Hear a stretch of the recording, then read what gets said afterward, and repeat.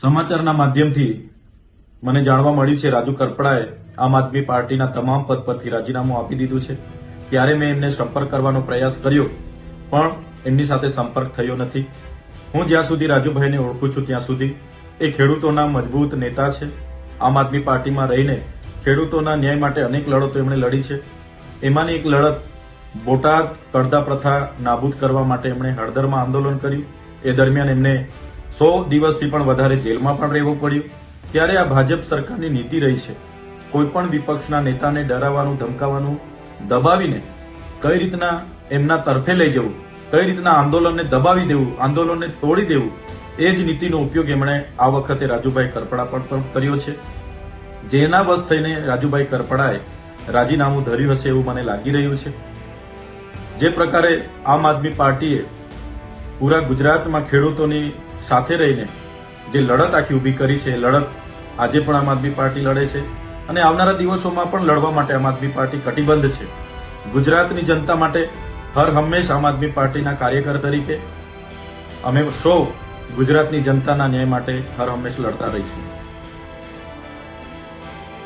આજે ખેડૂત નેતા રાજુભાઈ કરપડાનું મને વોટ્સઅપ પર રાજીનામું મળ્યું છે.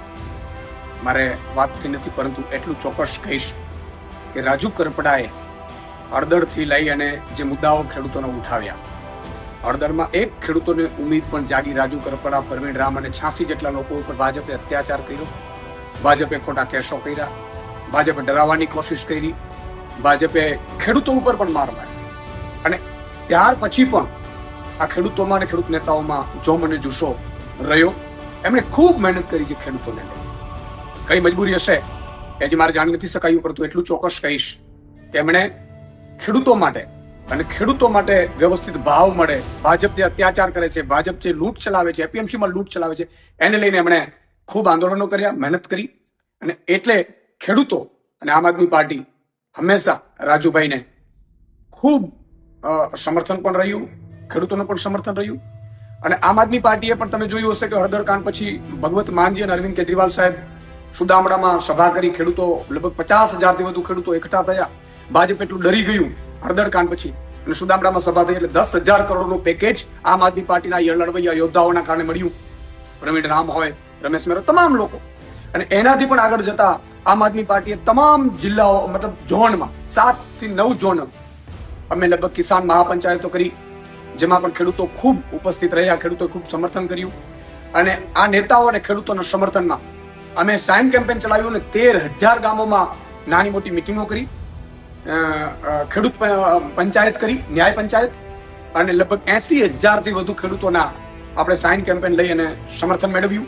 અને એ અમારું ડેલિગેશન એ ત્યાં ગયું, મુખ્યમંત્રીશ્રીને માનનીયને મળ્યા. પણ એટલું ચોક્કસ કહેશું કે ખેડૂતોને આમ આદમી પાર્ટીને એના લીડરો ઉપર ખૂબ ઉમ્મીદ છે. અમે ખૂબ સંઘર્ષમાંથી ઊભા થયેલા છીએ. ભાજપ હંમેશા કોશિશ એવું કરતી હોય છે કે લીડરો તૂટી જાય, લીડરોને સામ દામ દંડ ભેદ કરીને હેરાન કરવાની કોશિશ કરવામાં આવે. રાજુભાઈ સાથે સુધી મને હજી ખબર નથી, મારી વાત નથી થઈ. એટલે હમણાં 2 દિવસ પહેલા જ મારા ઘરે કાર્યક્રમમાં આવ્યા હતા. મેં લગભગ તમામ ખેડૂતો અને ખેડૂત નેતાઓનું અહીંયા 10-12 હજાર લોકોની વચ્ચે સન્માન પણ કર્યું હતું. યોદ્ધાઓનું, ખેડૂતો પણ ઉપસ્થિત રહ્યા હતા અને ખેડૂતોને પણ ખૂબ મોટી ઉમ્મીદ છે આમ આદમી પાર્ટીના એના નેતાઓ ઉપર, એના સંઘર્ષ ઉપર. એટલે કોઈ મજબૂરી ખબર નથી, પરંતુ ભાજપ હંમેશા કોશિશ આવું કરતું રહ્યું છે. તમે જો આ પહેલા પણ કેટલાય નેતાઓ જોઈન્ટ થયા પણ ભાજપ કોઈ ના કોઈ રીતે એને તોડવાની કોશિશ કરે, ને ડેમેજ કરવાની કોશિશ કરે, ને હેરાન કરવાની કોશિશ કરે.